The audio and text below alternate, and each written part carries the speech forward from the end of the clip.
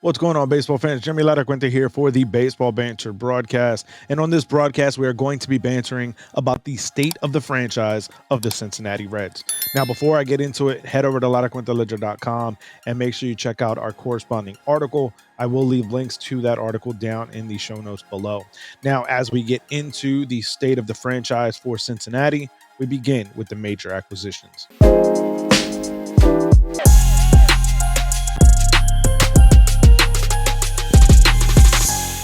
Now, the major acquisition for Cincinnati this offseason has been the acquisition of Wil Myers. I think that when you look at what this player can be, this is a versatile player capable of playing first base as well as the corner outfield spots. I think that for Cincinnati, this is going to be a year of transition and trying to figure out exactly what they have in-house. So bringing in a guy like Wil Myers, who's looking to bounce back, kind of rebound from some down seasons in San Diego, this is a good signing in my opinion. I also think that for Myers, this is a great ballpark going hitting.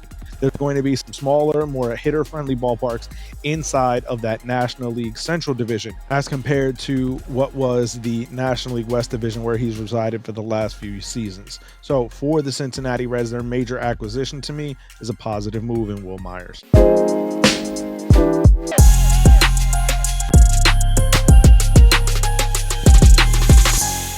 When it comes to the significant injuries, there's two players that really stand out, and it's Joey Votto and Tyler Stevenson. When you look at both of these players, to me, they're absolutely important to the success of the Cincinnati Reds. Now, yes, Votto is heading towards the later half of his career, coming closer to retirement than any of the players that are going to be on this Reds roster in 2023. But this is the emotional leader, the clubhouse leader, and for the Cincinnati Reds, someone that wants to be there for his career. I also think that when you look at Tyler Stevenson, this is going to be the field general that you really need in the trenches. I think that for both of these players, they play a significant role, not just in the clubhouse, but also offensively. If these two guys can get back to being the players that we know that they can be based on their projections, based on their history, I think that for the Reds, Joey Votto is going to be a huge factor in 2023. And I think that if Tyler Stevenson can really round out to form offensively, these are going to be very good players for the Cincinnati Reds in 2023.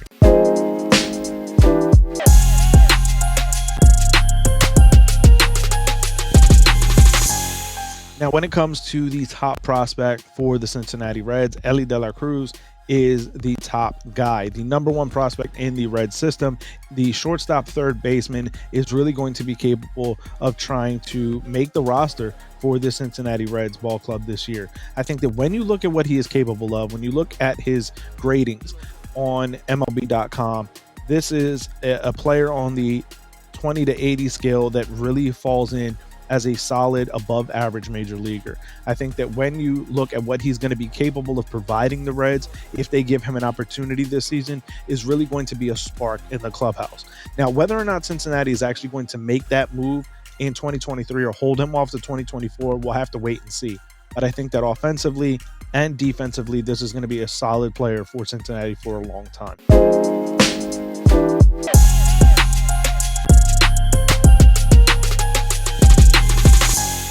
When it comes to the bold prediction for the Cincinnati Reds, I think that their major acquisition this offseason, Wil Myers, gets traded.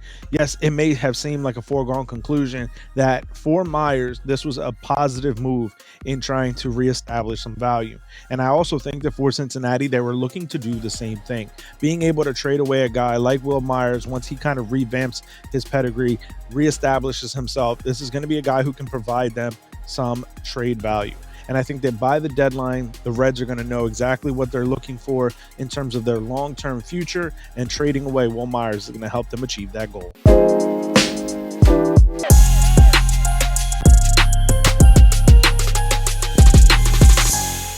Now, when we look at the divisional rankings predictions, to me, the Reds finish in last place in that National League Central Division. I think that there is some things to like about the future and the potential future for the Cincinnati Reds. But right now, as currently constructed, to me, this is a last place team in the National League Central. I think that 3 of the 4 teams ahead of the Cincinnati Reds are going to be significantly better. And even the Pittsburgh Pirates, to me, have made some moves to put themselves ahead of the Cincinnati Reds. So for me, they come in last place.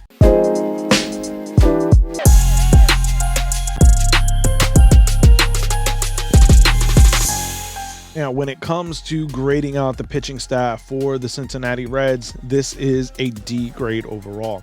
And most of that is going to come on the strength of Hunter Green.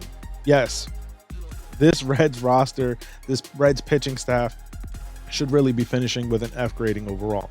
However, when you look at what Hunter Green is going to be able to do, this is going to be a guy who, in my opinion, is going to be a future ace in Major League Baseball. When you look at Fangraphs steamer projections, there are only 3 pitchers that are projected to finish with a higher F WAR, Fangraphs WAR, than 1. That to me is going to be a recipe for disaster for the Cincinnati Reds. So I think that a grading of a D is being generous, and that is going to mostly come for the strength of Hunter Green.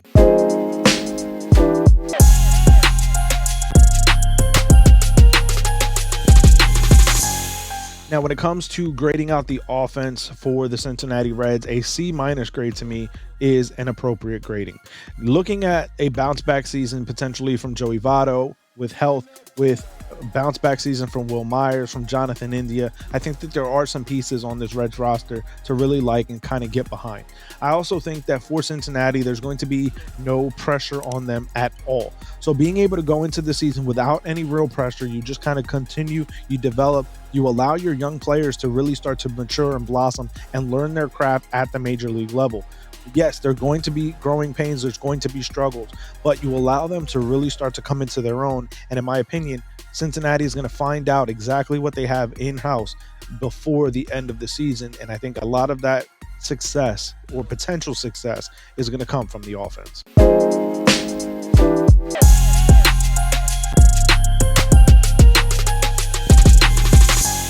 Now, when it comes to grading out the offseason itself for the Cincinnati Reds, they get a D.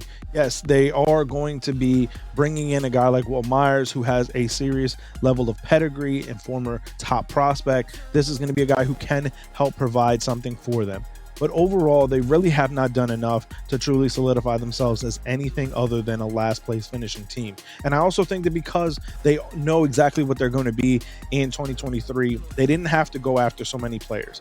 Yes, this is going to be a team that is going to struggle, but most of what they're going to do in 2023 is going to be in-house. So even though they did not do a lot this offseason, it is a passable grade at bare minimum with an overall grade of a D.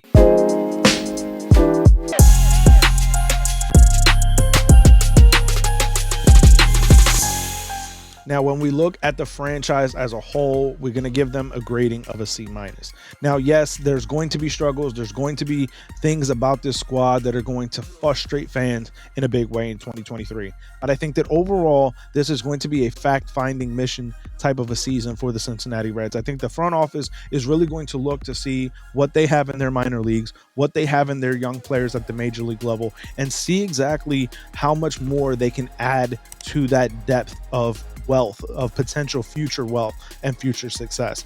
I think that for Cincinnati, there's going to be a lot of opportunity, a lot of competition in spring training, and I think that there's going to be a lot for this squad to really try to put themselves in a very good position for future success. And I think 2023 is going to be a stepping stone where they are going to be stepped on, but going forward for the future, I think that this is going to be a franchise that gets back to being a competitive team before too long. But I want to hear from you guys. Let me know your thoughts, your feelings on this down in the comment section below. Reds fans, how are you feeling about your squad for 2023 and more so beyond? Let me know that down in the comments, or find me over on Twitter at banter_baseball, where we can keep the conversation rolling. As always, if you haven't followed us on all our social media outlets, again, Twitter, banter_baseball. You can find us on Instagram and TikTok, Baseball Banter Broadcast. Make sure you head over to laracuenteledger.com. Again, we have a corresponding article up on this very video. So if you want more in-depth details as to how this franchise breaks down, make sure you head over there and check that out. As well as if you want to show more support for us here, head over to baseballbanterbroadcast.com. It is our merchandise shop. We have a ton of merchandise over there. If you want to use a promo code that we have, there are tons running through the top banner of the website. So make sure you do that, as it does a huge service as we continue to try to build this base for the Baseball Banter broadcast. If you haven't hit that subscribe button, I ask that you do so, as well as the bell for post notifications, as most of our audience is not yet subscribed to this channel. So if you love the world of Major League Baseball, as well as the coverage that we're bringing you here each and every single day, I ask that you hit that subscribe button, because we are trying to build this family, this baseball community here on the Baseball Banter broadcast. So I will catch you guys on the next broadcast when we continue to break down the state of each and every franchise, as well as the latest news, notes, and my personal thoughts, theories, and opinions on this beautiful game of baseball. Peace.